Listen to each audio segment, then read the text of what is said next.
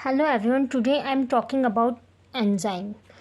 Enzymes की कुछ characteristic होती है। फर्स्ट कि ये बहुत स्पेसिफिक होते हैं, they are very much specific. Second is they are proteinaceous in nature.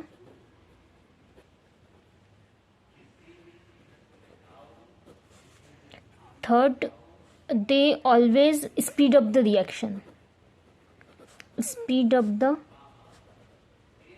Reaction, and next, enzyme has affinity for enzyme substrate complex, not for the substrate। इसकी जो एफिनिटी होगी वो हमेशा इस कॉम्प्लेक्स के लिए होती है, सिंगल सबस्ट्रेट के लिए नहीं होती है। नेक्स्ट, एंजाइम क्या होता है? एंजाइम प्रोटीन होता है। सपोज ये हमारी एक एंजाइम है, इसको हम एपो एंजाइम या एपो प्रोटीन भी कह सकते हैं। एपो एंजाइम और एपो प्रोटीन। नाउ अगर ये कोई को फैक्टर है या को एंजाइम, ये नॉन प्रोटीनेशियस है और इसी को हम जो इससे बाइंड करेगा इसी को हम प्रोस्थेटिक ग्रुप भी कहते हैं। और तब ये दोनों बाइंड हो जाएंगे हमारे पास, तो ये हमारी एक एक्टिव एंजाइम होगी जिसे हम कहेंगे holo enzyme. Now holo enzyme में हमारा जो को फैक्टर है को एंजाइम से वो भी बाइंड हो गए। अब को फैक्टर और को एंजाइम में क्या डिफरेंस होता है? तो जो को फैक्टर्स होते हैं वो हमारे इनऑर्गेनिक आयंस होते हैं, मेटल आयंस होते हैं, इस तरीके से कॉपर, आयरन, पोटेशियम, मैग्नीशियम। हम तब रिएक्शन लिखते हैं उसके ऊपर हम ये ऐड करते हैं, अगर ध्यान आ रहा हो तो ये ग्लूकोज 6 फॉस्फेटेज, पायरुवेट काइनेज, इन एंजाइम में यूरिएज। ये कभी एंजाइम कभी ना कभी आपने लिखी होगी, रिएक्शन लिखी होगी, सॉरी एंजाइम ने रिएक्शन लिखी होगी, तो उसमें हम ये कोफैक्टर्स, ये जो इनऑर्गेनिक मेटल्स है ये लिखते हैं।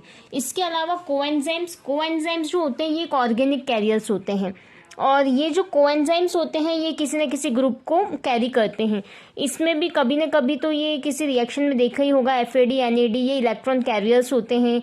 और इसके अलावा पीरियोडॉक्सिल फॉस्फेट, TPP, अभी हमने PDH कॉम्प्लेक्स तब ग्लूकोज में देखा था, ग्लूकोज मेटाबॉलिज्म में, तो वहाँ TPP यूज हुआ था। TPP is thymine pyrophosphate. इस तरीके से ये है हमारे कोएंजाइम्स जो कि किसी organic molecule as a organic carrier की तरह काम करते हैं। इसके अलावा एंजाइम के कुछ क्लासिफिकेशन होता है, तो उसमें सबसे पहले आता है हमारा ऑक्सीडो रिडक्टेज। अभी बायो एनर्जेटिक्स में हमने ऑक्सीडेशन रिडक्शन देखा, तो वही इलेक्ट्रॉन का ट्रांसफर, इलेक्ट्रॉन का लेन देन, वही ऑक्सीडो रिडक्टेज। इसके बाद ट्रांसफरेज एंजाइम, ट्रांसफर नाम से समझ में आ रहा है कि किसी भी ग्रुप को ट्रांसफर कर रही होगी। हाइड्रोलेज मतलब कि फंक्शनल ग्रुप से वाटर की तरफ जो भी हाइड्रोलिसिस रिएक्शन होगी तो इस तरीके से ट्रांसफर होगा। लाइज में क्या होगा? ये एक एलिमिनेशन रिएक्शन है जो कि डबल बॉन्ड फॉर्म करती है किसी बॉन्ड को क्लीव करने पर। नेक्स्ट है हमारा आइसोमरेज मतलब रीअरेंजमेंट हो रहा है और वही कुछ दूसरा आइसोमेरिक फॉर्म बन रहा है। लाइगेज एंजाइम क्या करता है? ज्वाइन करने का काम करता है, ये कंडेंसेशन रिएक्शन होती है। इस तरीके से ये एंजाइम का क्लासिफिकेशन हुआ। और अगर एंजाइम का कोऑर्डिनेट डायग्राम हम देखें तो यहाँ हमारा ग्राउंड स्टेट है, सबस्ट्रेट है, ये एक ट्रांजिशन स्टेट है जहाँ पर हमारा एंजाइम सबस्ट्रेट कॉम्प्लेक्स बनता है और यहाँ से फिर हमें हमारा ये प्रोडक्ट मिलता है।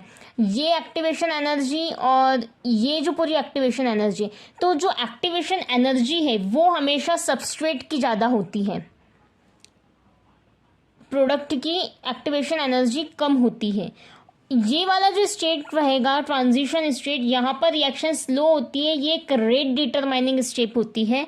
और अगर ये जो रिएक्शन हो रही है, सपोज इसमें हमने एंजाइम ऐड कर दिया तो ये रिएक्शन फास्ट हो जाएगी और इस तरीके से हो जाएगी।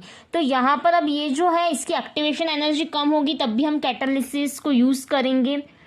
और एक्टिवेशन एनर्जी कम मतलब रिएक्शन फास्ट होगी, एक्टिवेशन एनर्जी ज़्यादा मतलब रिएक्शन को होने में थोड़ा सा टाइम लगेगा। इस तरीके से एक्टिवेशन एनर्जी पे ये डिपेंड करता है। नेक्स्ट हम बात करें कि किस तरीके से ये जो है यहाँ पर कोई एंजाइम नहीं है तो कुछ चेंजेस हो रहे हैं और इस तरीके से प्रोडक्ट फॉर्म हो रहा है। ये एंजाइम कॉम्प्लीमेंट्री है सबस्ट्रेट के, फिर कुछ प्रोडक्ट मिल रहा है। और यहाँ पर एंजाइम कॉम्प्लीमेंट्री है लेकिन ये कि ये ट्रांजिशन स्टेट होगा और उसके बाद फिर हमको एंजाइम और ये प्रोडक्ट मिलेगा। लॉक एंड की थ्योरी भी हमने एंजाइम में पढ़ी है, या इंड्यूस्ड फीड थ्योरी की बात करें, क्योंकि लॉक एंड की थ्योरी जो कि कन्फर्मेशन चेंजेस होता है तब एंजाइम सबस्ट्रेट बाइंड करते हैं और फिर हमें प्रोडक्ट मिलता है। इसके अलावा माइकल मेंटन हाइपोथेसिस है जिसके अंदर तीन लॉज हैं। अगर हम ये देखें इक्वेशन तो ये है एंजाइम प्लस सबस्ट्रेट, ये हमें देता है एंजाइम सबस्ट्रेट कॉम्प्लेक्स, तो ये यहाँ K1 है और ये रिवर्सिबल है तो ये K-1।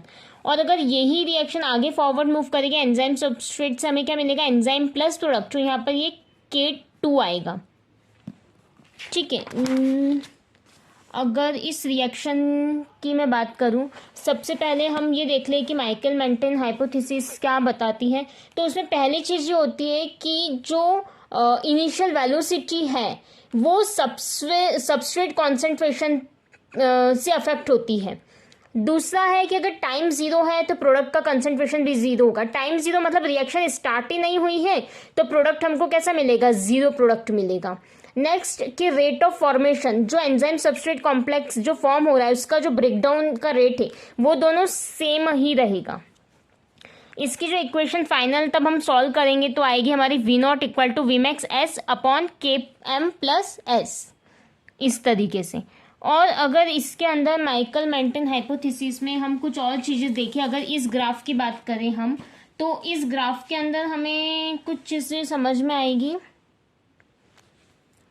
ये हमारा सबस्ट्रेट कंसंट्रेशन है, ये हमारा V0 है, और ये हमारा V0 जो है ये है हमारा Vmax S अपॉन Km, और ये वाला जो हाइपरबोला रहेगा ये हमारा V इक्वल टू Vmax और ये हाफ ऑफ Vmax। ये इतना पूरा V था और ये Vmax था यहाँ तक का, तो Vmax का आधा हाफ, मतलब यहाँ पर अब दो कंडीशन है। अगर यहाँ देखें हम, दो कंडीशन कैसे हो रही है यहाँ पर कि अगर सबस्ट्रेट का कंसंट्रेशन बहुत कम कर दें, हम इसको नेग्लिजिबल कर दें अगर सबस्ट्रेट के कंसंट्रेशन को, तो हमारे पास क्या बचेगा फिर। और अगर एक और कंडीशन ये है कि अगर हम V0 जो है हमारा Vmax के इक्वल है तो इस कंडीशन में हमारा जो Km है वो नेग्लिजिबल कर दें हम, तो यहाँ पर क्या हो जाएगा, इसको सॉल्व करें हम तो ये मैंने सॉल्व किया हुआ है वैसे तो, लेकिन अगर इसको हम सॉल्व करें तो ये यहाँ भी S आ जाएगा, तो यहाँ कितना हो जाएगा, ये 2S हो जाएगा। 2S में से एक S माइनस हो जाएगा, तो V0 इक्वल टू हमारे पास फिर बचेगा Vmax। इस तरीके से ये वैल्यू आई है, और ये वैल्यू भी हमारी इसी तरीके से आती है कि इसके अंदर हम Km को कंसिडर करते हो, सबस्ट्रेट कंसंट्रेशन हमारा जो है ये बहुत नेग्लिजिबल, बहुत कम रहता है तो इसको हम नेग्लेक्ट कर देते हैं, नेग्लिजिबल मान लेते हैं। इसके अलावा अगर हम लाइन वीवर बर्ग इक्वेशन की बात करें, ये एक रेसिप्रोकल है। इसके अंदर हमने क्या किया है, वही ली है V इक्वल टू Vmax जो हमारी इक्वेशन है उसका रेसिप्रोकल किया, इसको अपॉन में लिखा है 1/V0। हमने अपॉन में एक चीज़ देखी कि अगर जैसे ये कुछ दो चीज़ें अपॉन में रहती है, 1/2 है और 2/1 है, तो इसको हम उल्टा कर देते तब ऊपर आते। तो यहाँ पर भी वही हुआ है कि जो Km प्लस S नीचे था ये ऊपर चला गया और ये इधर आ गया, और इस तरीके से हमने यहाँ पर जो डिनोमिनेटर रहेगा हमारा उसको सेपरेटली लिखा है, तो Km upon Vmax S plus S upon Vmax S, तो ये S कैंसिल आउट हो जाएंगे और ये हमें इक्वेशन मिलेगी। तो यहाँ रेसिप्रोकल में हमारे पास कैसा ग्राफ मिलेगा, ये जो पॉइंट है हमारी ये -1/Km होगा, ये 1 सबस्ट्रेट कंसंट्रेशन, ये 1/Vmax, ये 1/V0, और ये जो स्लोप है ये हमारा रहेगा Km अपॉन Vmax, इस तरीके से। अब टर्नओवर नंबर क्या होता है, तो टर्नओवर जो नंबर होता है it is equivalent to the number of substrate molecules, कितने सबस्ट्रेट के मॉलिक्यूल से जो प्रोडक्ट में कन्वर्ट हो रहे हैं एक पर्टिकुलर यूनिट ऑफ टाइम में, और वो भी सिर्फ एक सिंगल एंजाइम के द्वारा। ठीक है, तो वो होता है हमारा टर्नओवर नंबर। अब यहाँ पर टर्नओवर नंबर को हम K कैट भी कहते हैं। हमने अभी जो पीछे इक्वेशन देखी थी जहाँ पे हम K2 की बात कर रहे थे, तब एंजाइम सबस्ट्रेट कॉम्प्लेक्स से ये एंजाइम प्लस प्रोडक्ट में कन्वर्ट होता है, तो यहाँ ये K2 होता है, उसी को हम K कैट भी कहते हैं, K कैटालिसिस इट मीन्स, और ये टर्नओवर नंबर। नेक्स्ट टर्म आती है हमारे स्पेसिफिसिटी कांस्टेंट। स्पेसिफिसिटी कांस्टेंट मतलब अलग अलग एंजाइम है उसके अलग अलग कैटालिटिक एफिशिएंसी होगी, उसका अगर सेम एंजाइम भी है मतलब, और वो किस तरीके का उसका अगर अलग अलग टर्नओवर नंबर है तो उस केस में हम क्या करेंगे, K कैट और Km के रेशियो को कंपेयर करेंगे। तो ये वही स्पेसिफिसिटी कांस्टेंट, मतलब इनके रेशियो को कंपेयर करना। और इसकी जो इक्वेशन रहेगी फिर वो इस तरीके से यहाँ आ जाएगी, क्योंकि इसमें हमने Km को बड़ा माना है और सब्सट्रेट कंसंट्रेशन बहुत बहुत कम है, तो हम उसको नेग्लिजिबल मान लेंगे।